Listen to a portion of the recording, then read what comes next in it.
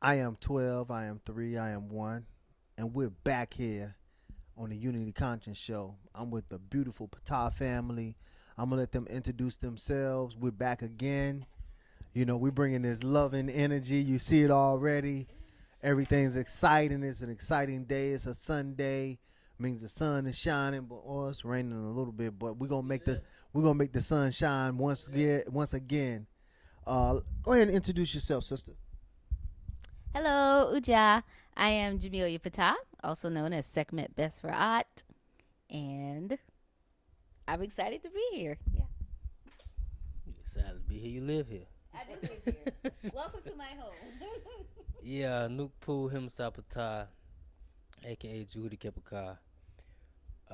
This is what my probably third or fourth installment, kicking with 1231 over here, and we got some more topics to talk about, some more things to elaborate and share and express specific interactions we've been through or um, anything relevant. But we're going to really get into the laws of the comedic laws we've been talking about. We talked about mentalism last time, and this time we're going to get into a little bit about gender and a little bit about polarity. Just share our thoughts, share what we meditate on when it comes to those particular specific aspects of living and dealing with the world and the universe in itself. So we're gonna get into some stuff. I don't know the time limit on things. We don't really live by time and space, so we finna just go ahead and get it in. Well, if we're gonna talk about gender, it's probably only right for the sister segment to really start us off. You know, with the divine feminine energy, since this is the Aquarian age coming in, and everybody's talking about the pole shift, the ascension, and all these type of topics, and um, so we talking about the divine feminine. We have to talk about it. We've been living in the divine masculine. We've been living in the sun. We look at the Son of God or the prevailing ideologies that's around. Everything is about the sun. So everything we hear and we talk about the sun, the light, the brightness, and all this and all that. But something that I've been expounding on lately is that you got the yin and the yang symbol.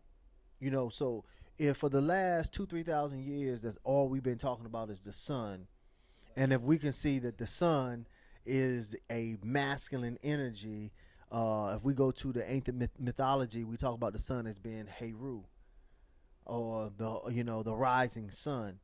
And so this Heru, or this Christ energy, or this masculine energy, we know this has been prevalent for the last so many thousand years. But when we look back in history, we find that, especially when the times when a lot of our ancestors were at the peak of their civilization, they worshipped and really deified more of a matriarch, or a feminine principle, or feminine deity. You hear people talking about the divine feminine, or the ancient mother, or the universal mother, or the you know the womb, or these concepts. And I think in this day and time, these things is coming back with the Aquarian age. And so, sister, if you want to go ahead and start us off, and just share what you think about gender, and how it's a part of your life, and how you tie the gender into the things that you're doing. Yeah, that's a lot. Okay. With gender, actually, we talked about this morning. I don't know if it was based on a podcast I was listening to or a book that I was reading, but we learn gender. We learn what is considered female. We learn what is considered male whenever we're growing up. And I was saying this morning that babies don't know that they are a boy or a girl. They just know that they're here. They're a being. Until someone teaches them, you are a girl. This is what girls look like. This is what girls have. This is what girls don't have. This is how girls are supposed to act. This is how girls are supposed to behave. And all those things are learned. And over time, I've learned that you've got your energies. You've got your masculine and your feminine energies. And it's all about balance. I know we'll get into the law of polarity. And when it comes to these comedic laws, I am still learning. I actually had just started learning it, but law of polarity is one of the first ones that I'm learning, and it's kind of like thinking of the same sides of the same coin. So you've got the male on one side of the coin, then you've got female on the other side of the coin. It's all about having that balance. And so all of us have these same masculine and feminine energies. It's okay for me to be a protector when I need to be, but I can still be nurturing, taking on that feminine energy.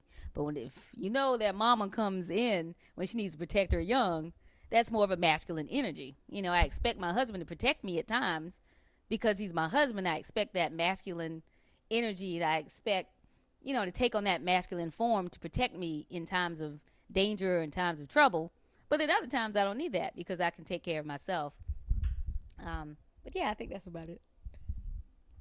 I mean, well, you said balance, and we all possess that, like you said, those qualities of masculinity and femininity, and it's based on, you got to go back and look at what's going on in the universe and the cosmos or whatnot. You have the energies of push pull or give take, still back to polarity, but you got the sun being that masculine energy, which is all centripetal force, and you got the moon being the feminine energy, which is all centripetal. So you have that balance. You have that.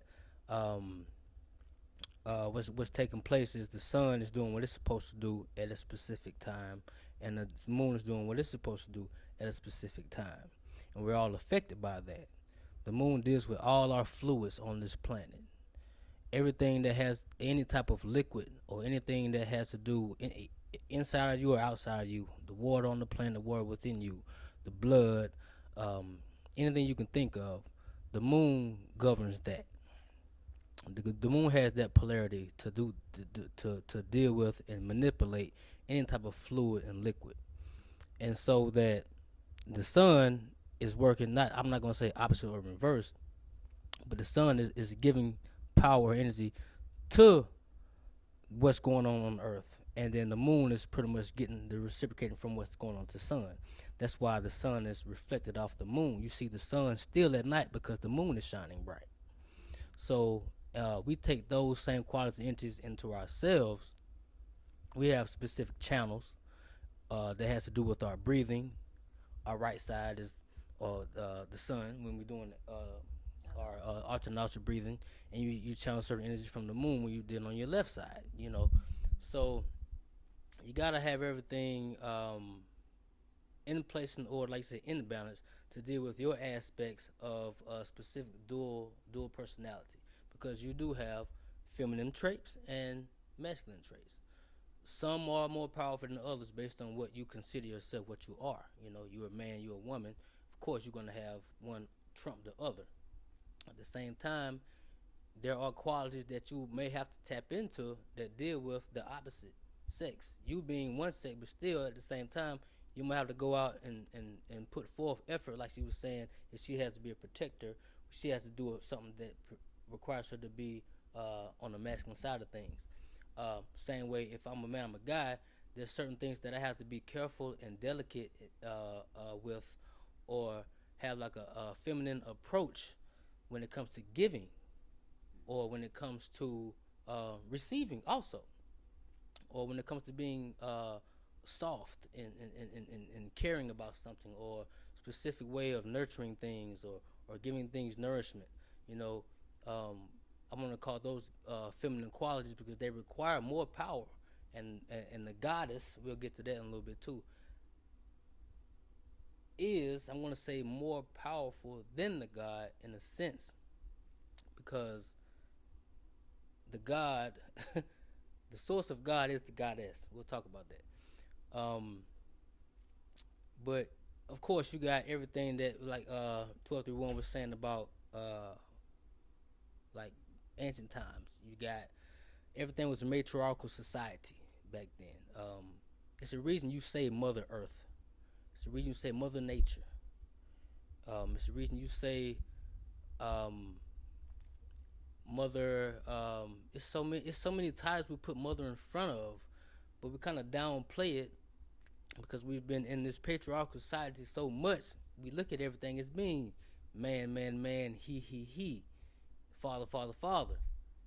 But that mother is right there with father, right there beside he. She is right there. I mean, you can't escape it. But a lot of us look past and we downplay it, and it's not as important as it should be. And if you were to embrace the yin and the yang, the mother and the father, the daughter and the son, the he and the she, you are complete then. So one shouldn't outweigh the other, because you are unbalanced then if you do that. So you tap into your feminine energies, tap into your masculine energies, and work accordingly. Well said. Well said. A lot of things popped in my mind as both of you were talking. Um, the Hermetic principle states that everything contains both gender, male and female. And I think that many people overlook that. They think that this actually means that it contains either male or either female. But actually, everything in a physical existence contains both. So, what that means, if we look at the zodiac, if you're a Sagittarius, that doesn't mean that all the positive, or what we consider positive or good qualities of Sagittarius is the only thing that exists. It's two poles to that. You have a positive and you have a negative.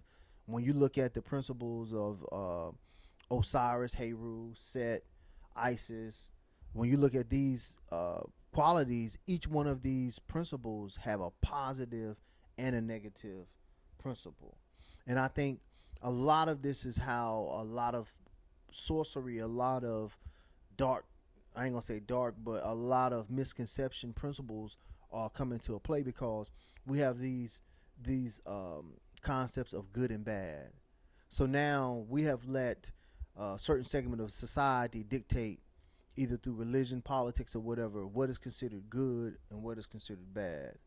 Now, with this, meaning everything in existence contain both qualities, because one is considered a positive or masculine, one is considered a feminine principle. But everything has both. So nothing is really considered all good, or nothing is considered all bad. Nothing is really considered all female, and nothing is considered all male. Everything has both principles. And so I brought that up to say a lot of the feminine. Now watch the wordplay though. This is where we can really get confused with this English language, because we have associated feminine with negative, okay, and not the negative like the negative pole on the battery.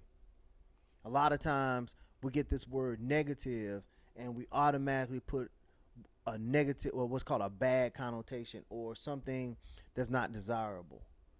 And so by associating feminine with negative and not separating a negative of a bad occurrence and a negative as a part of energy, which is a pole to a battery, in which a negative is actually a neutral or a ground. So the ground in which you need electricity to work is actually the negative, which is actually the feminine, which is actually the earth, Mother Earth, like he said. So all these principles tie together. So we have to be very careful in how we keep associating feminine energy with bad occurrences. And this is a way that the matriarch was being got sniffled out. This is the way that the matriarch got snuffed out. And I think that these things are a natural occurrence, though. We talk about a pole shift. What is a pole shift? A pole shift is where you have one power, one polarity, is it has more authority than the other polarity at that given time. So this is very important, because we see that this pole shift that we're talking about is going on is really going to be so many things. It's going to be not only a patriarch or masculine dominated society flipping over to a feminine or dominated society, but it's also going to go to a pole shift from the people who are in power. It's going to shift from those people shifting to the ones who are not in power coming into power. And so if you see certain classes or certain races that have been in power for the last 2,000 years, 3,000 years, the pole shift, nature says that the pendulum must swing. If we look at the law of rhythm, that it must swing from one side to the next. So as far as it swung to the left, it must swing to the right. So all this comes with the pole shift, which all ties into the masculine and feminine, which ties into the feminine principle. What's the saying when they say a nation is only strong as if they're what? How does it go? A nation is only strong as their woman or their queen. I forgot how it went. It's something along those lines, but I can't remember. I've heard it a couple times. But to get back on the word, like you said, wordplay, feminine. I say feminine. Um, because you can't. Well, the nine is stressed because only feminine beings. I'll break down the word a little bit too. But okay, we say male, female. You got female plants. You got male plants. You got certain female animals and certain male animals. You know, we look at the concept of fruit. You know, what I'm saying certain things that can grow up. You give it it's female and male. I'm not gonna say you're a female. You're a feminine being. You're a feminine being. Why? Because you actually carry your birth, or when the woman is with child, about to bear a child, 9 months has to go through for that female or that feminine being to go through that, grow it, nurture it from within and without, nourish it. Humans and other mammals go through that. Tararet, the hippo. I can't name all of them right now, but no other thing does that. That has, what I'm saying, only the humans or in specific mammals are feminine when it comes to what I'm saying is creation and procreation. No other thing does that. So we gotta be careful with our wordplay. Don't call her a goddess. Don't call her a queen. Don't refer to her as a female. She's a feminine being because those powers and traits that she can carry and what she can make manifest. She's not just a female. So let's get our wrap our way around that. Also, when you look at feminine, you got Fe in front of that. Fe. Fe is on the periodic table for iron. Iron is in what? Blood. Sekhmet is a goddess who manipulates the iron in the blood. She governs that energy and that power. And that blood is because that mitochondrial DNA, that bloodline which carries through every feminine being. Not the male, not the men. We don't have that. We don't have the daughter cell. We have daughter cells, but the daughter cells come from the feminine. So we gotta really look into that and know how powerful she really is and why we really, what we are really are. Like I said, the goddess, God-S. Look at the S. That means essence. The God-S. The essence of God is the goddess. Point blank. Look, you can put it on any other word. Kindness, business, the essence of being busy, the essence of being kind. So the essence of being a God is the goddess. Point blank exclamation mark. So if she is the ultimate source, come out of your mother, just like that pendulum, ain't you gonna go back into your mother? I gotta think about that one. No, go ahead, sister. I have nothing to say. I have to think about that one. No, repeat that again. I mean, it goes back to with polarity, like you were saying, from which I came from, I must return to. And you're going to go to your source, which is the mother, which is the essence of God, which is the God-S. And you are that. You are just that. You're not a female. You're a feminine being because of what you can do and what you possess. There would be no me if there were no you or those who are like you. Mm-hmm. My mother. None of that would have. Of course, seeds had to be planted. You had the power to plant those seeds yourself. We can go back and talk about really ancient times, way back, when this was a feminine planet, because this is a feminine planet. So why wouldn't this planet produce nothing but feminine beings? There was a time there were no men around. Women were procreating from within and giving birth and raising children without any man. Well, that's how it is with the embryo. But Like it doesn't whenever- happen nowadays Well, because. no. Oh, go ahead, go ahead. Studies show that whenever you have your embryo, whenever you're impregnated, the embryo up until a certain time is all female. All babies are female for a certain period of time.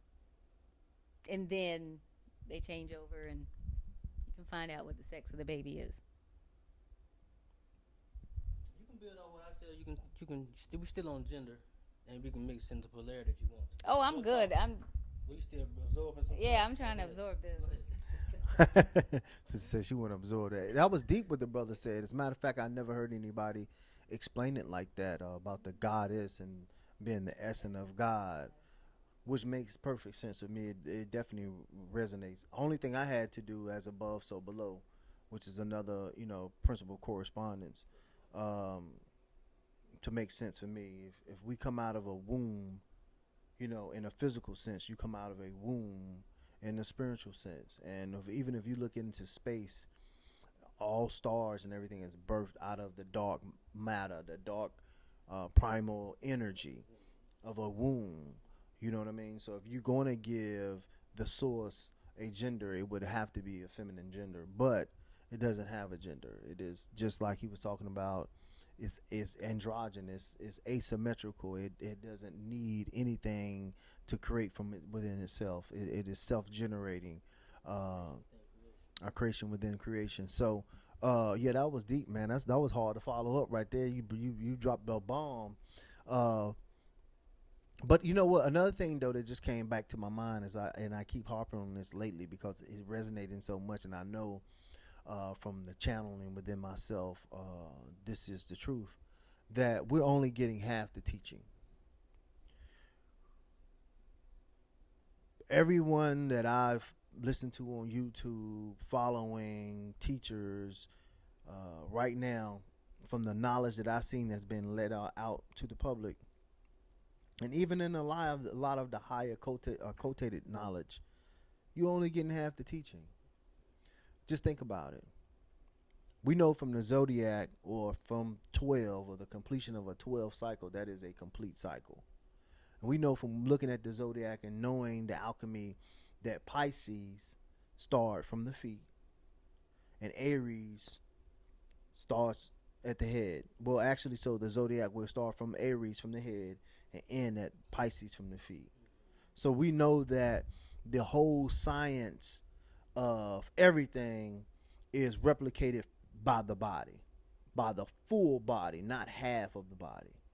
If you only got lessons about half of the body, you would only be getting lessons about half of the zodiac. You would only be getting lessons about half of duality, of half of everything. So now when we start and we talk about the knowledge that we have out here right now, which is the chakra system, and I'm not bashing the chakra system or any of this philosophy because it has helped me and has helped other people get to certain places. However, when we look at the Commetans and we look at the what our ancient ancestors was on, they dealt with the underworld. They dealt with the other half of the knowledge that people are not putting out here. Maybe some of the high occult got it. I know that they do. But just think about it. Why are we calling the root chakra starting at the cossack, at the root, at the spine, at the bottom of the spine? What about from the bottom of the spine or from the waist down to the feet? Where is that knowledge? Is that not the foundation knowledge?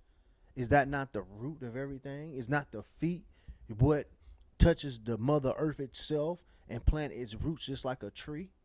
We didn't learn, when you look at the tree of life, when you look at the whole system, you're not learning from the middle of the tree up to the branches and the leaves. You're learning from the root.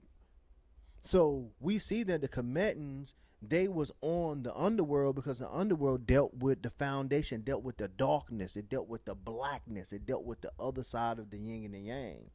Going from what they're calling the root chakra and going up through the crown is only dealing with the light. You have the light and you have the dark. You need both. You can't just keep dealing with the light and want them everything to be all happy, cheery, hunkadory, love, this, that, and never deal with the dark side of yourself. Never deal with the foundation of yourself. Because from the darkness come the light. That foundation is in darkness. The foundation is in darkness. And we represent that. And so every time when we keep talking about just the light, the light, the light, you're not representing us as being melanated beings, as being the foundational, the primal energy, being the mother energy, being the feminine energy. We represent the feminine energy. Why do you think that we've been oppressed and suppressed the last 2,000-3,000 years? Is because the whole feminine energy or the dark energy was suppressed. That's how the matriarch was suppressed, by oppressing us. By suppress that whole system works together. That is the yang. And the yin is the light, or the other side of the math, which was represented by the opposite polarity of us. And we don't have to even talk about that. But we know who's been in power for the last 3,000-4,000 years, and what has all the teachings been about? The light. It's all synonymous. The light goes with the lighter people, and we've been pumping up this energy of all light, light, light, light, light. But it ain't just always about light. When you close 12 hours of the day, your eyes is closed. You in darkness. You dealing with the inside of you. You're not dealing with the exterior. When you open these two eyes, you're dealing with the light or the brightness or the physicality. When you close your eyes and you deal with the darkness within yourself, now you're dealing with the spirit. Now you're awakening the spirit. When you close these two eyes, what eye can awaken? The third eye. You cannot visualize with the third eye unless you close these two eyes.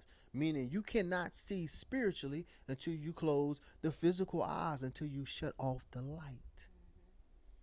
Until you shut off the light. The light is blinding. The light is where the illusion comes in.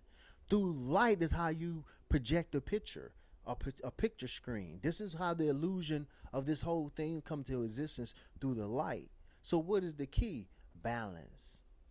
Using both. Using both. No, you can't just spiral down in darkness because of you. Right. But I wouldn't even say that, because I think the final destination would be standing between both. Like Maya, balancing light and darkness. Using both. I'm saying when you go through your journey, when you're on your journey, and the end result is like if you're dealing with a temple, it's called the Holy of Holies, and behind that Holy of Holies is complete darkness. So that way you can make manifest whatever you deem necessary in that darkness. You are the seed. You can germinate anytime you want to. You have control of that. I want to go back to, well, first off, Quinn, you got something to say? No, keep going. You sure you didn't have nothing to say? Hmm? You gonna say something after I pass Well, it? well, no, I'm gonna talk. I'm gonna pass it to you. I'm gonna talk another. But back to the half, like I guess like half-ass teachings or whatnot. So you gotta look at it this way also, and the chakras and all that. 9 times out of 10, when you meditate, you're sitting down. So you're cutting yourself in half automatically. You done cut your legs off and you're on your butt. And you're in lotus. You can lay down also. You can lay down too, but when you laying down, you're still horizontal. We talking about planes. If I stand straight up, this is me full here. If I sit down, this is half of me. Right? So you're dealing with it half already, because you're not meditating standing up. When have you meditated standing up? All the time. I mean, I'm talking about, well, there's ways to meditate standing up, but have you stood up, still, stable, and went into a deep meditation?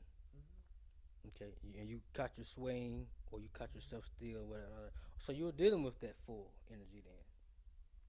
The majority are dealing with the half because they're taught to sit on the throne or in lotus when they're doing their meditation. So they're going to automatically deal with half of the souls of the self, the energy centers. You're not going to really go down below. You're not. It's kind of like you're cutting it down. You're cutting it off right there. So if you do stand up, you can get that full flow, vertical flow, what we call the JED, vertical flow. Um, Not only that, we still use this concept today. It depends on what teachings you are involved in, follow, or whatever you choose your spiritual practices to be. But when you have your instructor or your teacher in front of you, that's a masculine energy, whether it be a woman or a man. And the students are sitting in front of that instructor or teacher or guru or sage, and they're receiving. So that puts them in the feminine aspect of learning, because this entity is giving and I'm receiving. But yet and still, that feminine can give and receive. This masculine can only give a seed. The masculine cannot receive a seed. So, and most of our teachers, when it comes to this type of knowledge and information, are men. But in the school system, the majority of them are women. So it's a reason. So you're going to get half-ass teachings from on both parts and both levels, because who you're putting in front of the feminine, which are the students. And if you got this masculine energy who's always sitting on his butt, not getting the full aspect of the souls and Sefet Bara, and even if you invert them, how they still stay the same.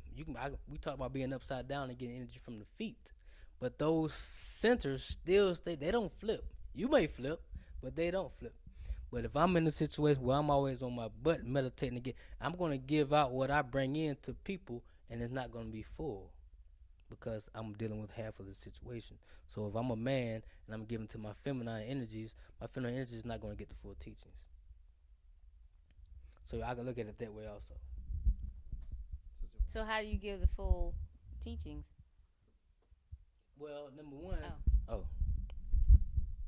if you're giving the full teachings, you have to deal with what he's kind of talking about on the level of, you should know, if you were at that level, that there are other energy centers that are above the 7 that we know about and below the 7 that we know about. So what are they? I mean, I've heard y'all mention it, but I don't know what they are. I'm going to say, and he'll expound upon it also, I'm going to say that they are the exact same, but not the exact same, but they are another 7. Below. Remember, I was talking about 3 7, so you just brought another information to me, another 7. So I'm going to say 7, 7, 7. And they're separated by a different plane of dimension. So he was getting into about the dark side of things, what's really down there in that foundation. Because if you see a tree, that tree is up, it's growing and it's sprouting. Now you got all these branches. Those same branches that are above are the exact same way in the ground. The exact same way. So who's dealing with that? Those roots that are deep down with that. Because those roots that are deep down with that are the reason they're so high up. If these roots wouldn't so far down into the earth, that tree wouldn't make it that high. So the deeper the roots, well, what Tupac say? Black the berry, the sweeter the juice, the deeper, darker the flesh, the deeper the roots. So the deeper you go, we call it shady. And we don't really go deep as we should at times. We don't really penetrate how we should to go down and get those other ones, to even see what's there that I can bring back up to the forefront and meet that Amit monster. We talked about reincarnation. Maybe that's where you go to see your past life. If you can tap into that type of energy and see what you were, so you can alter it now and clean out your residue, because you went deep, deep, deep, deep, deep down and found out, okay, in this lifetime, I was this. You might have been a masculine in that lifetime. I might have been a feminine in that lifetime. This is why my actions are causing me to do what I'm doing today. I found that out. Now what am I going to do going forward? Anything necessary so I can resurrect.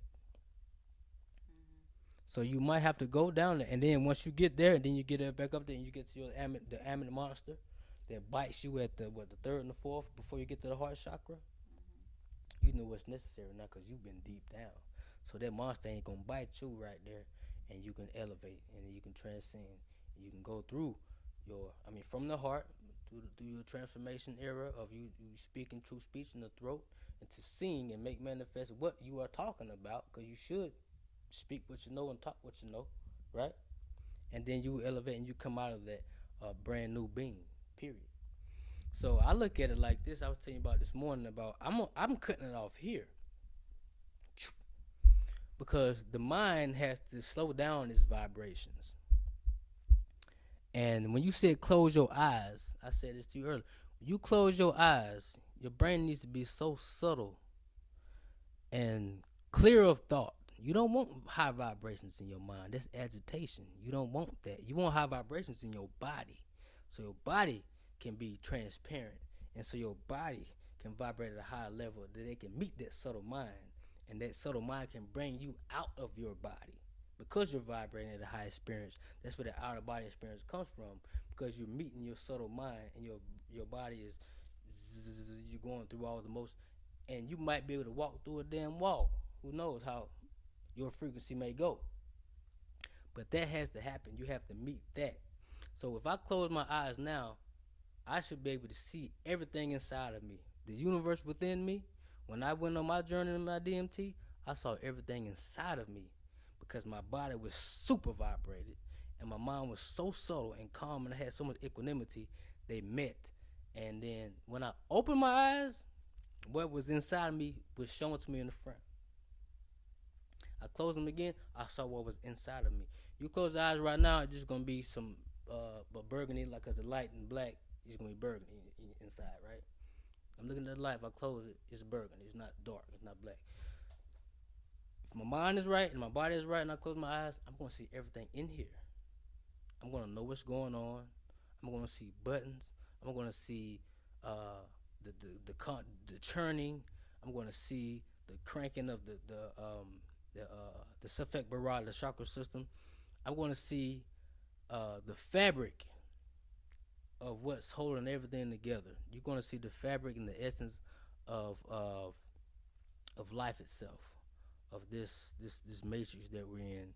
You gotta vibrate. You gotta use those energies to see what I like to call what we do. We do massage therapy, the fascia, the connective tissue of what's holding us together, and that connective tissue is indeed a feminine power, a feminine aspect. And I come out of those, and the goddess is so important to me on those levels of raising my energy, getting my vibrations together, and subtling them and making the mind subtle, because Aset, you know what I mean? You said Isis. We gotta get in the habit of saying her real name, Aset. Aset provides all that energy. Aset comes to you, your Aset, your innermost intuition, and your wisdom, your knowledge allows you, once you tap into it, to get to those frequencies when you want to close your eyes or open your eyes, or meditate, or just to be at the full spectrum of it, because that's what is that's the ultimate power of having a feminine power, to be able to make manifest something that you see within, or something that's already been planted within you in the first place. I want to say something, just to get back on kind of a little subject where I was hitting on as you was talking. Things was coming to my mind. I believe that we all here in a school to figure out a lot of things, mostly about who we are, what we are, where we come from, and where we're going.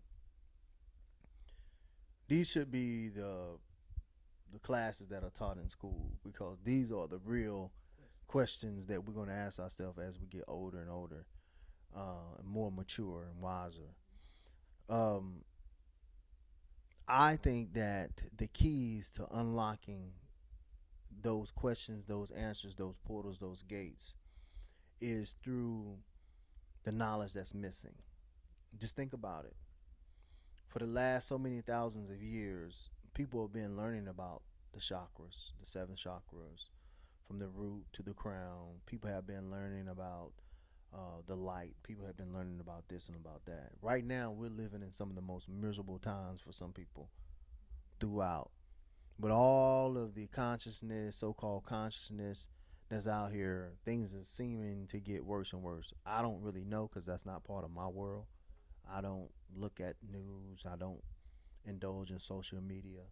So it's not part of my world. However, from the mood of the people and from what I hear the people say, and then when I am tuned into a little things that's going on around me, a lot of people are unhappy.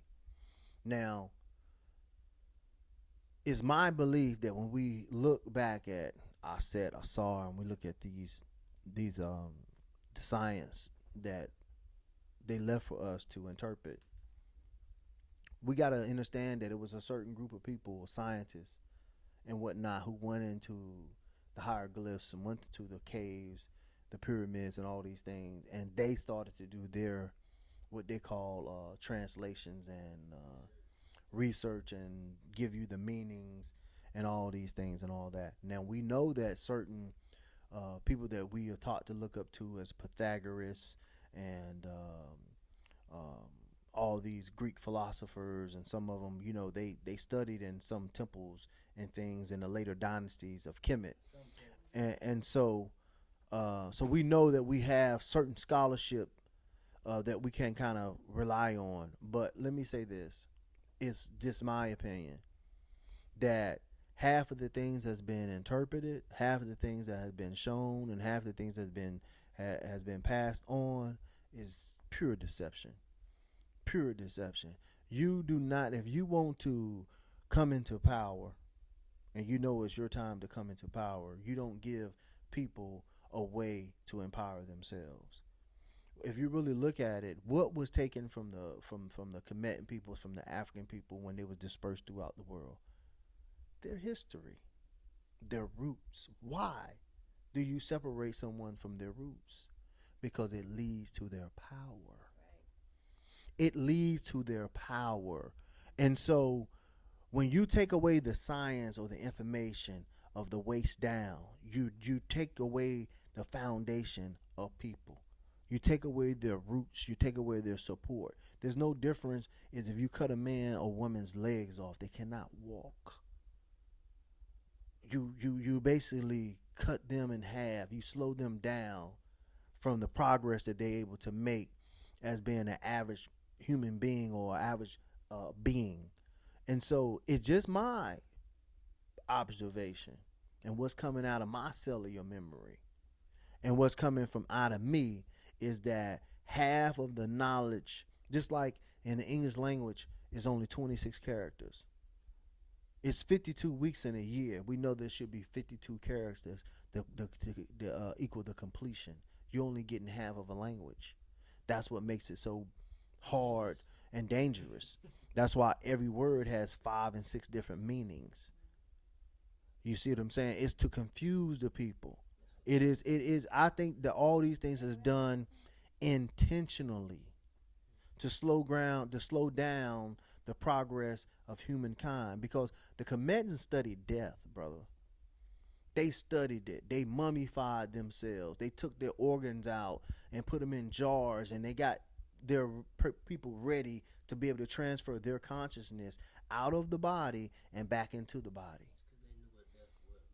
Because they studied it. They was not scared of it. They was excited about it. But right now, in the last 3,000 years, with the Christianity teachings and the political teachings and all the things that we've been going through, we've been studying the opposite life. We've been so excited about staying here, being planted here, being so cemented here. You see what I'm saying? And all this does is plant you more and more into this 3D reality, plant you more and more into someone else's control. However, If you start over, go through the roots, go through the darkness to be able to find yourself, to gain your strength, to face your demons, to face your to tame them. So we got an animalistic or primal side of us that's so primal and chaotic, and we keep denying it because we just want to just stay so sweet and pretty and this and that, this and that. But it's that primal energy, that sectarian energy that's in us. That's the energy that causes you to get up and kick some tail. And it may be the tail. It may be the kicking your own tail from your own vices, from your own the darker part of you. You got a shadow that's following you all the time. What is that shadow trying to show you? That you got another part of yourself that you cannot ignore. Everywhere you go is looking at you. That's your shadow. That's your darker self. Who even talks about that? Who even talks to even deal with the shadow? Who's giving us this knowledge of the shadow? So everything that is basic foundation knowledge, we're is taught to demonize it. We're taught to demonize the woman. We're taught to demonize the black woman. We're taught to demonize the blackness of ourselves. We're taught to demonize the night. We're taught to demonize, to be scared, to go and be in fear. Someone has instilled demons and all these type of psyche concepts with anything that's dealing with anything that's dark. And you know what? Back to the shadow. I'm gonna give you back to you. No, it's the shadow. No, no. In ancient philosophies and Kemetic teachings, you have specific psyches and levels of consciousness, and one of them is called the causal plane. You got the physical, the astral, and the causal. And within this causal plane, you have not a triad. It's five. It's four principles within that causal plane. You have the ba, which is the soul. You have the sehu, from which the soul is housed in. You have the ku, which is the divine light, and you have the kabat. The kabat is the shadow from which that ku shines on the soul, and it casts a shadow. And that shadow, that darkness, acts and works as a umbrella. So that darkness is protecting and it covers, and that's where you get, like, if you have or shade, or you up under a nice tree where there's no light, and where there's what those umbrellas are called back, not for rain, the ones for the sun, parasols. That's the concept of the shadow when it comes to Kemetic philosophies, to protect you from that light shining bright. But that light is going. It has to be there to cast you, to give you that shadow. That shadow that's always watching. That's the one watcher. That's the hidden essence of yourself. Is your shadow, right or wrong? Okay, so and that is the creative or feminine energy of ourselves. that's the feminine energy also. And speaking of which, I wanted this feminine to talk because she ain't been saying too much. So I'm gonna let you I the mic. forgot what I was gonna say. You should have let me talk. I'm sorry. It'll come back. It'll come back. Keep it. Bring it back. Oh, but anyway, talking Okay, yeah, about go the one watcher, that shadow that protects you and is covering. We talk about a moon a lot, and a moon is the hidden essence, and we always refer to a moon as he. He's like this masculine aspect, and that's nothing but feminine. I mean, you've got this protection, you've got this covering, that shadow. He has a feminine quality. Right, the feminine quality. He has a feminine opposite. All Netru, all deities have a male and female complementary opposite. So a moon does have those feminine. Remember, there's one depiction of a moon, and she's pregnant. In some of the vignettes that we see in depictions and stuff that go about. You said something I was gonna jump on about not just the shadow, but I want to see what she's gonna go with ahead. the shadow. Yeah, go ahead. Oh, that's all I had to say. But no, when you were speaking of something else before I got up, real quick, before I got up and got a little refill, what were you saying about the? I said a lot. I know you did say a lot. It'll come back to me. And it wouldn't really on the feminine level of things. Go ahead. she asked a good question. She said, "Well, how do you get those teachings?" Right? You're gonna have to come through somebody like me, somebody like yourself, or someone who's really interested in those teachings, and those teachings will come up through us. The other levels of the chakra, the ones that the seven levels that are going below, Well, what are they? which are the roots. I listen. That's why I'm bringing it up because no one is really even really put that knowledge out there too much. You don't hear nobody talking about it. But I knew this from in my journey. For instance, I was channeling one day. I was on an astral travel, and it just hit me about the feet. It was about the feet, and it just hit me like the roots, the feet, the feet, and I can remember I went and got a massage, and this was a little bit after I was, on my journey, and I went and got a massage, and the lady started massaging my feet. Yeah, and I just like I shot to a whole nother world almost, and I started realizing certain roots, like my planet, my star seed planet, where my conscious first landed. Uh, it was through the feet, and then it came to me like, hold on, souls in the shoes. Oh, that's how our soul is disconnected from Mother Earth because of the soles of the feet, because we're putting these souls in our shoes.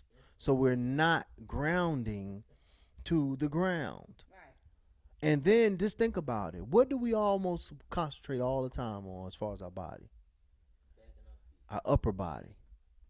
Even like, when people lifting weights. Yeah. See a person with a big old upper body and they got small lower body. Leg day. But if you ever did any kind of exercise, they always tell you that, hey, it's always about your legs.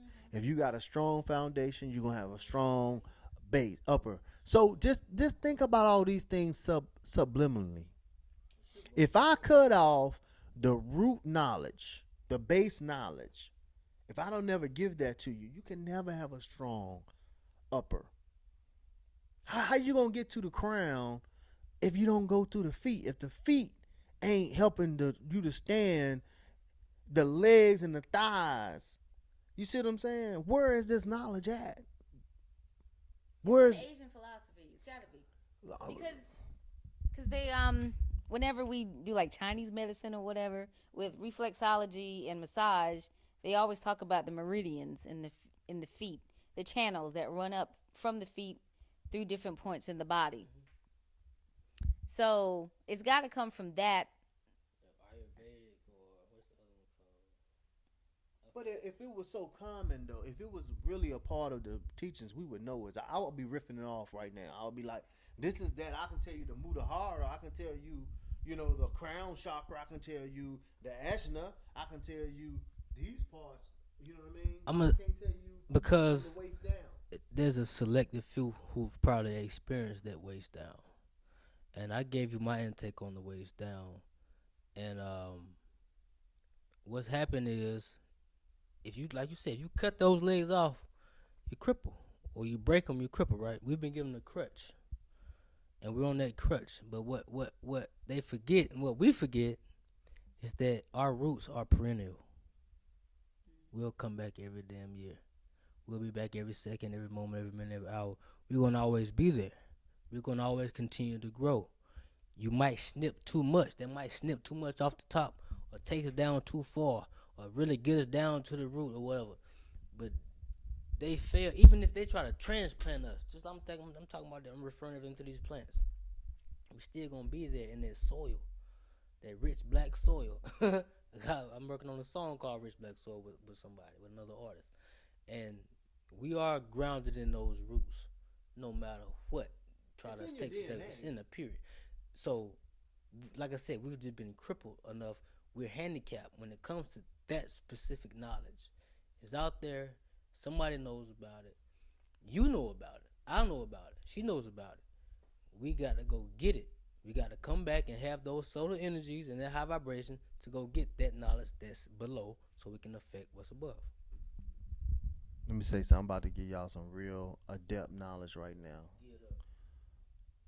I'm going to tell you the key to everything is through this divine feminine knowledge, which is in the root of those lower chakras. It's a foundationary knowledge and it's a subconscious knowledge. You see, everything we've been dealing with that's dealing with the light has been dealing with the conscience. But see, the real magic, the real power, the real creative ability to create earths, moons, solar systems, new creation, new ideas come from the subconscious. You see, and a lot of people not giving us the technology, the methodology to reach the subconscious. And it's through this darker energy. Now I'm not talking about no seances, no none. I'm talking about just the foundational knowledge of death, the foundational knowledge of transmutation, the foundational knowledge of taking what's called primordial or chaos or black matter or black energy and bringing light or matter or manifestation out of that. You see, that right there is the true knowledge that's been withheld. Because this is the creative force, the feminine force. This is what has been held back for the last few thousand years, and this is what's coming back forward. It's because of that chaos. No one wants to be a part of the chaos or go to it and address the chaos. People have fear of the chaos, and everything has to come from chaos. If there were no chaos, there would be no order. You have to have chaos in order for there to be order. You have to have chaos. A lot of shit got to be going on for something to be created or born. You got to make a lot of mistakes. You got to spill some shit. You got to tear up something for something great to come out of it. You want perfection, something has to be absolutely nothing first. And then after it's nothing, something has to be going on. It has to be turning, putting pieces together. Something has to be broken to be fixed. You know what I'm saying? So that chaos is there, and it's down there. Who wants to go down there? The whole concept of down, we still look at as a negative thing. So who wants to go below? I have something in one of my songs. I say, below the surface, trying to make it to the bottom. You need to make it to the bottom first. You below the surface. You ain't even made it to the bottom yet. Started from the bottom, now we here. Now you here. But so when you at that bottom, that's where you at. It don't mean you started from the bottom, now we here at the top. No, we started from the bottom, now we here. You feel what I'm saying? Right. Now we gotta get to the top. Right. We here at the bottom. Right. Now let's get to the goddamn top. Right. But that chaos has to transpire. What's below that is chaos. You gotta deal with chaos. People say it all the time. I done walked through hell to get to heaven. You gotta do that. You gotta deal with yourself. You have to. Right. Mm-hmm. You wanna say something to that, sister? I know that inspired you to say something. No, I was thinking about Ma'at. That's the purpose of Ma'at. Because you got nothing but chaos and create order. That's how Ma'at came into being. Like we talked about this a few weeks ago. It was the 10 Commandments, and we talked about the 10 Commandments. We were talking about how the principles of Ma'at came into being, and it was because it was during a time that there were issues and invaders, all this kind of stuff, where principles had to be put into place. Yes, Ma'at principles are written by man. Somebody chiseled this stuff into the walls and the pyramids and in the temples in Egypt. People did this. And so we talked about that. We also talked about the different laws within like the first few books in the Bible, especially in Leviticus. And that's what I was saying. I was saying that it was during a time that there were laws, there were things that needed to be put in place. For example, homosexuality. A lot of people don't like to talk about this. But in Leviticus, it says that it was against the law to sleep with someone of the same sex. And it's been studied based on biblical history. That law was in place because they needed to repopulate the land. Not to say that maybe homosexuality is wrong. This is based on Bible study. No, say again what you said. The book of Leviticus is like the third book in the Bible, something like that. What does it say? There's a law that says basically not for you to not to engage in homosexual activities. But then what? But it was because they were trying to repopulate the land at that time. So that was the only reason they said not to. According to history, I've been told by people who were in seminary. Before Okay, that, it was now all the right? reason, right before that, it was all right, according to what they were studying in history. So what about after that? Because now it's an abomination. Well, this is what I was told by a couple of people who were in seminary. But that is for an example. But getting back to my art, yes, these are principles that needed to be put in place because they're trying to bring order to the situation. And that goes along to, basically what you were saying with chaos and bringing things into order. So we have Ma'at. And no, well, no, but even no to the homosexuality and the transgender stuff and the sex changes and it's no because we talking about gender here. But that's You forgot we talking about gender. So remember I mentioned to you about the reincarnation. So what if there's a reincarnation taking place? So a death took place here, and a birth is going to take place in the cosmos to be received here. So another soul, the same soul, but a different personality, a new spirit is going to come into the realm of time and space, and it gets caught up in the wrong body. See, we don't look at it that way at times. wrong? I say wrong because a feminine energy is coming to be in the realm of time and space, and the feminine energy is going to need a feminine vehicle. But that feminine energy goes into a masculine vehicle, and it operates accordingly to its spirit. We call that person gay because it's the masculine man body with a feminine attitude, spirit, personality, and it's doing things that we're not used to. Could it just been that channel or that vessel just went to a different route, and we were like, okay, damn. But that person knows that, and that gay person is going to, that homosexual is going to be like, I ain't supposed to be in this body. I need to make a change. Let me cut this off, cut this out. Let me be who I really am. That's one way. Now we know that some I can attest, and I've seen genetically modified homosexuals exist. Okay, through what they eat, through their diet. Not only that, okay, that's one way. Another way, you have homosexuality when it comes to just somebody who just wants to try things or be something different or do something else, or it can be their unconscious residue that they're dealing with from past lives, and it's brought up to here, and next thing you know, you got a thing for guys? For what? Where that's coming from? But back on that, but when we're dealing with the gender aspect, when you see somebody in that body who's making that sex change, I'm gonna lean towards the way of it just being altered reincarnation. That's a good way to look at it. Me personally, man, I used to be so biased when it used to come to homosexuality and these type of things. Not that I would be rude or would say something to somebody or make somebody feel uncomfortable, but I would not really too much hang around or fraternize too much or have too many conversations with that persuasion. But as I'm becoming more and more enlightened, I'm becoming more and more comfortable with not having any judgment. Because that's where I'm getting into right now is just getting out of judgment. Because everything contains, both principles. And what are we actually trying to do? We're actually trying to have balance. And what does balance mean? To have both masculine and feminine energy in balance, meaning having equal.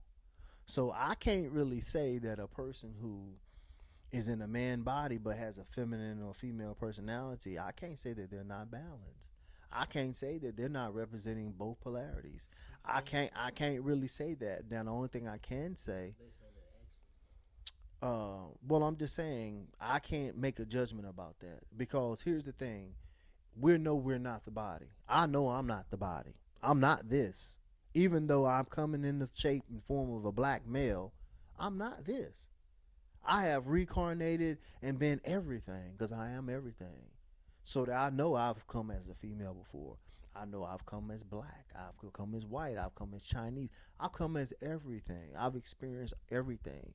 We That's the reason why we even exist is to experience. Period. And the source and all that is don't really discriminate on your experiences. It allows you to experience whatever you want to experience. Because why? Because it wants to experience everything. Infinite. So every idea, every possible thing that a person could ever possibly do, whether you consider it good or you consider it bad, all that is the source of everything wants to experience it. And why you think that you can have somebody doing things that you consider so bad and they be so prosperous in another sense? Because only in your mind is bad. But in that person's mind and the other groups of other people, that not necessarily, they don't have the same perspective. Because why? They only live out their eyes, out of their point of view. They don't live out of yours. So we need to get out of the judgment. Get into judging, not even judging ourselves, but get into perfection and mastering self. And stop worrying about other people, what other people are doing. You know how much energy we waste on just worrying about what and judging what somebody else. So what if this person wants to be with another man or another woman? Or do you want to do it? If you don't, it doesn't affect you. Are they coming over there want to get in your bed? It doesn't affect you. So why we waste so much time and energy worried about somebody else's sexual preference, and you don't even want to give up none. You don't even want to have. You don't want to do none of this. So if you ain't even worried about sex, why are you worried about somebody else's sexual preference? It's just a waste of energy. And just because somebody look like a man and talk like a woman, they ain't gonna hurt you. If they over there talking to you or they even put their hand on you, that didn't hurt you. What in the world did that do to you? You know what I mean? We act like this is some kind of taboo or disease or something going to happen. You know what I mean? It's not like that. So all of these are just limitations of our imagination and our mind. Because I can guarantee you, some solar system, some planets, some destinations that we're going to go to, we're going to see things that are so abnormal to what we're used to seeing. And it's not going to be to our benefit to have a judgment if it's good or if it's bad. It just is. I'm gonna give you the mic though, but it's because it all goes back to wanting to survive. It's that way because of survival. Everybody still survives. I know, but what is fact is to keep your people going, or to keep your race going, to keep your good. What I'm saying exactly.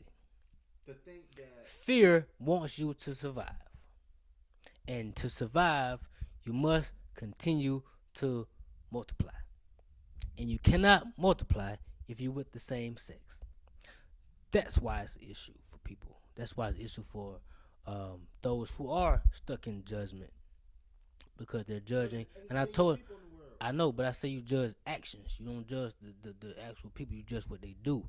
And what's being judged is you are not for human survival, which I think is, I ain't want to cuss, but what I'm saying, survival is, for me, irrelevant, or I can't even find a better word to say that. But what I'm saying, it constitutes fear. The urge or to have something in your mind, your state of consciousness, to continue to want to be here when your ultimate goal is to not reincarnate, but yet you want to continue to put forth action so you can reincarnate. So why are we going to continue to be in fear, to fight and waste this energy to survive, and then to continue to have certain people or certain entity or whoever dibble dabble in whatever they want to do and whatever we have problems with. Like we said, the gay people, you might have a problem with somebody being gay over there. Hey, you got a problem with somebody being gay, it ain't affecting you. What they eat don't make you shit, right? So why you got an issue with it? You know what I'm saying? Um, but that's why that issue is there though, because you you're not on board. You're not doing what the norm is. You're not with everybody else. You're not you're not with this genre. It's not a attractive cliche or whatever the case may be. You know what I'm saying? So at the same time, you gotta look at them. We always say what we try to bring up other people or Trump or some people always bring up Trump or whatever and try to say like, how can you say you're not connected to Trump? How are you not connected to anybody who has an issue or who you oppose of, who you don't like, or whatever? That's still a different form of you. If you are if you're on that frequency, like you said, he knows he's not this guy right here, this skin or whatever, whatnot. He can be anything or anybody anywhere right now. You just gotta know that that's another form of you. That's just your soul in another perception. That's your soul in another body. That's your soul in another water encasement. It's operating differently because the spirit is different. They have a different spirit. They have a different personality. They have a different way of different train of thought. But that's still yours. It's still yours. You're operating at a different level. And you can still interact with people who you hate. You can still interact with people you don't like or have a problem with on some type of level or frequency to where y'all are on a common goal. You might be best. You might turn out to be best friends, or you might have something. You might be that villain in their life that's giving you a specific test to overcome or be more righteous. You might have to have somebody bring you chaos so you can learn how to be righteous. So don't look at it always as this person has a issue with sexuality and it's going to affect the entire collective. No, because in their eye, what they say, the gay community now, whatever, is sprouting out, and they might have their own way of meditating and getting to a higher power, and that higher power may be gay too. I mean, what are we gonna say? How we gonna limit there? How you gonna put? I'm not gonna limit your consciousness. How can I put the limit on yours? I am you. I'm not gonna limit my own consciousness. You just think different from me. You bringing your androgynous God to life. You are your androgynous God. You're just more on the opposite level of the masculine and the feminine. We're all androgynous. But we're calling you gay. Homosexual, gay is happy, but still, if you have an issue, I don't think it should be addressed personally to the fact. Whereas I still look at it as like, okay, it's just that spirit is just it had an altered manifestation. That's how I look at it now on the enlightened level. I used to look at it like it's gay, man. I used to say stuff like that. I was never homophobe, what they call that, but I was like, why? And I'm not looking for excuses, but I learned along the pathway on how and when, because I always say that's more important, the how and the when. But that why is because I'm gonna say that it's because that specific soul and that entity came down and just got altered somewhere, and they still can put forth the effort. You got a lot of homosexuals in these teachings. You got a lot of homosexuals who doing the yoga and stuff like that. You got a lot of homosexuals who are speaking on the chakra system or on any type of ancient philosophy or wisdom teachings. You got homosexuals in the same entities as us, and they might be on the quest. I'm gonna say they're on the quest. I'm gonna put them on the quest because it might take a little longer because of the union they're in. Because it's different. You having a king or having a queen is different from having a king. It is. The balance is different. Like that, that's what I'm saying. And you ain't heard that yet. There is one, but I haven't found one. Well, you had a lot of kings in the Greco-Roman era who were. I'm talking about faggots Kemetic. or gay. But what I'm saying, they got their philosophy and their teachings from Kemeticism, though. Yet and still, yeah, but I mean, saying yet and still, they were kings and queens, and a lot of the kings were homosexuals. So it depends on how you want to look at that. There was corruption with that, though. But nowadays, you got specific ones who like the opposite sex, and they are deep in specific spiritual teachings, and I can't judge their outcome because I haven't seen their outcome. I'm not going to prejudge it. When I see it, I can post judge it and say, okay, this is what they got out of this. Is it the same I'm getting out of it? You know? So when it comes to judgment, we were talking about it earlier today. I'm going to give you the microphone. And you said about how you have a look in the mirror. And then you judge yourself. And then you end up going out judging others based on what you see in the mirror. Because you're judging yourself when you see others. But I don't like it. You know, you ain't got to. But it's something that's taking place in your journey. So give me a little bit about that. We talked about this morning, like you say, but this judgment thing. No, it's not. Let's go back to what you said. Let's get back on track. No, we need to talk about karma and reincarnation. Okay, let's go. You said when someone comes back, they go into the wrong body or something goes wrong or whatever. This is what altered. This is when we're talking about transgendered. Now, I know this is something that seems new to us today because people are doing it and it's going on a lot in the media. I'm sure this has been an issue centuries past, thousands of years past, I'm sure. I said that's one of the ways. But that's what I'm trying to figure out. I'm like, how in the world can we work out karma and on your way back you end up in the wrong body? Are you in Is this a mistake? How is this a mistake? Is this a mistake?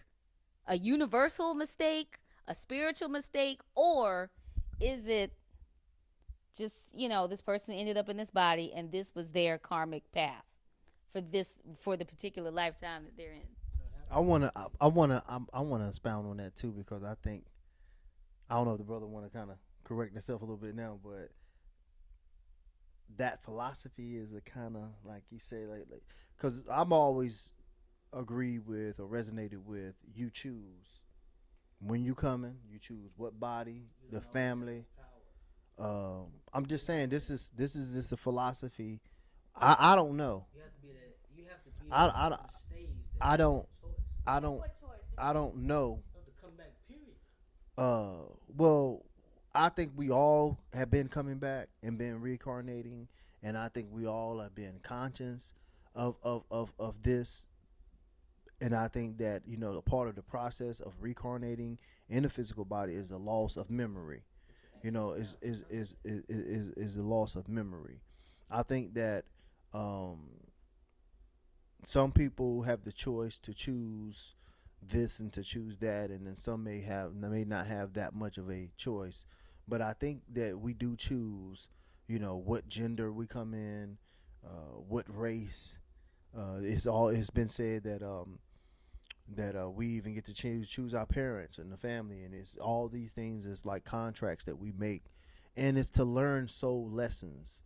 It's said that as spiritual beings we come into this dimension to one thing, to experience duality, and the second thing is to experience limitation.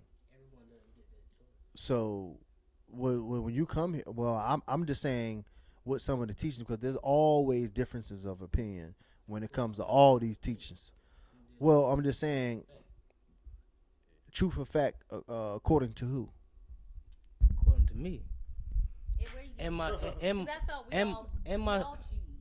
If we're coming back, you we have choose. well the fact is you don't choose at that particular moment.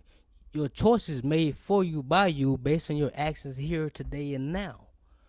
You don't train Gender, though. We talking about gender, parenting. We talking about these type of things. based on your actions So will determine and your karmic residue, yes, will determine that whether you come back as male or female. Or what I'm saying is it may be something in your karmic residue. It may be something that you have done where there was an altered mistake or whatnot that led you to come back. Your path was unclear going. Of course, your path is going to be unclear coming back. So if I'm doing stuff and I'm behaving a certain way and I'm off, I'm thinking I'm about to transition, and I take my journey now to the outworld or the underworld, and it was stagnant then, or it was a maze then, or it was messed up then, or I ran into a specific obstacle on the way there. You're gonna come back the exact same way. So something's gonna be different. Something's gonna be a little off. Something's gonna be not exactly the same. You can still go through hellish or heavenly conditions on that transition. So on your way back, you may deal with a heavenly or heavenly experience, which leads you to be in this wrong. Well, you can say wrong, whatever, or a different watery encasement, where there's confusion, where there's deception, where there is, you may be tainted a little bit, and you're going to act out how your spirit is no matter what body you're in. You're still going to be in a human body. You see what I'm saying? Reincarnating in a different body, a different world. Well, you can go somewhere different, but you're still going to be in a human aspect. If you are reincarnated, you're going to reincarnate how you left. You're not going to come back. I'm not going to, like what we talked about this earlier and before. I'm not going to come back as a dog. I'm past that level of consciousness.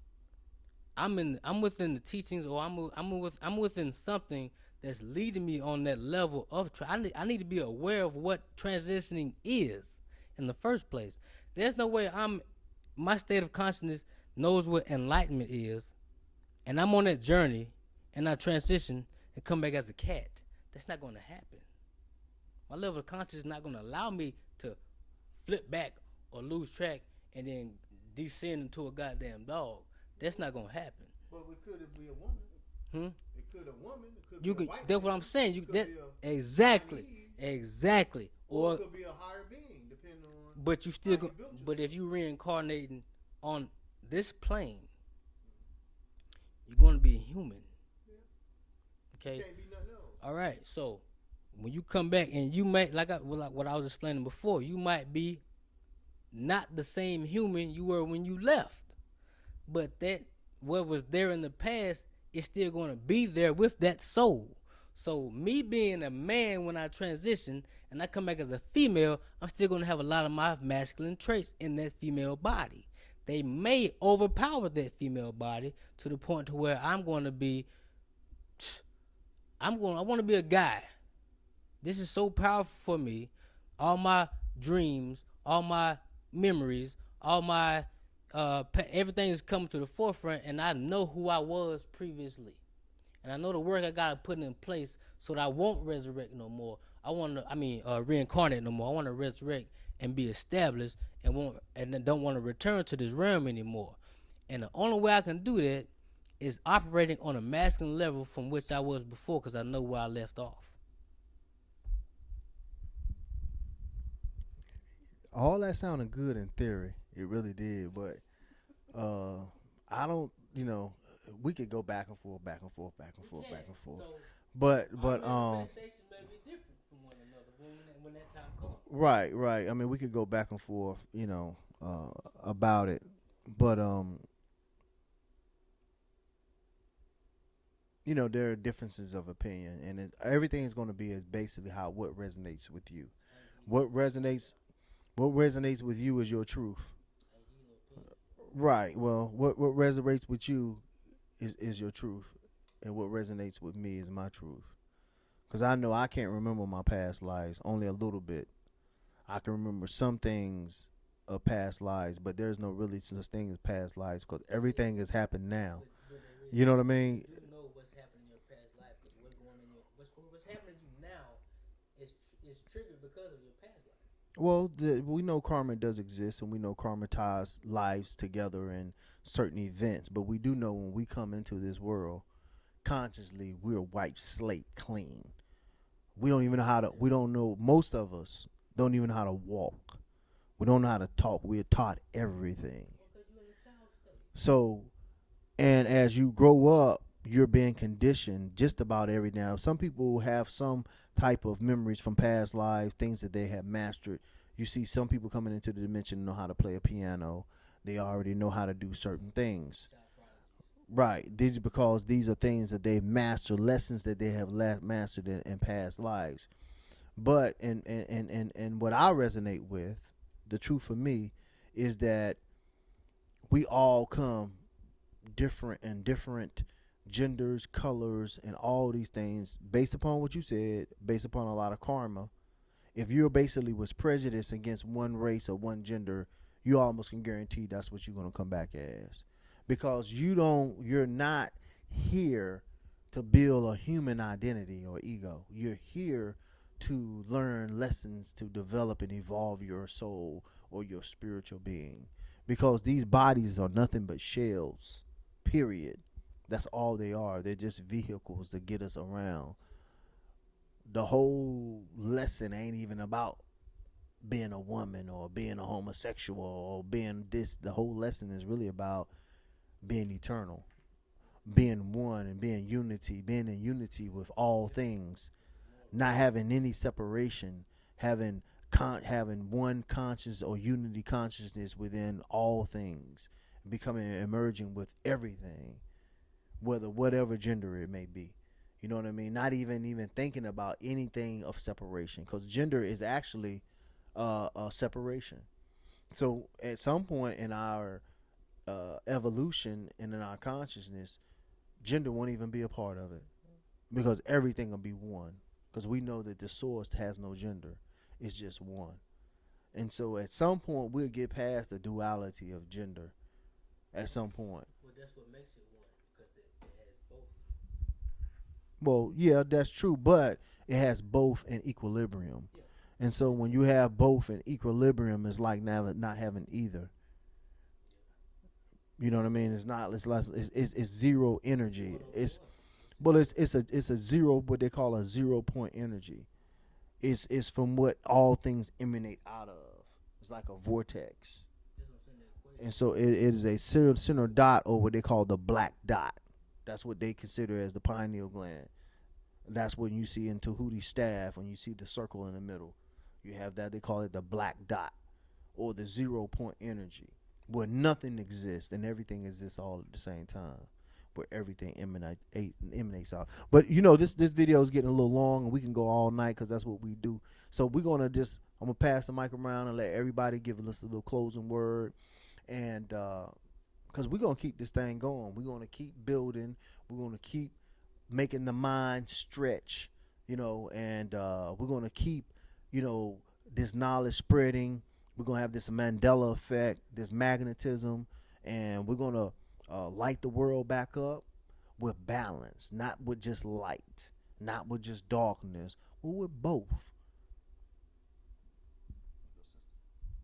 Yep, because once the mind is stretched, they can't go back. So keep researching, keep studying, and peace and light. And yeah, real quick, but that and that's one of the symbols I always deal with, the circle with the dot, and that's it's a symbolism of Ra. Also, the circle is pretty much eternity. There's no ending. There's no start. It's always cyclical. It's always eternal. It's going to be always going, never ending. The dot is infinity. That dot can grow infinite measures in expansion.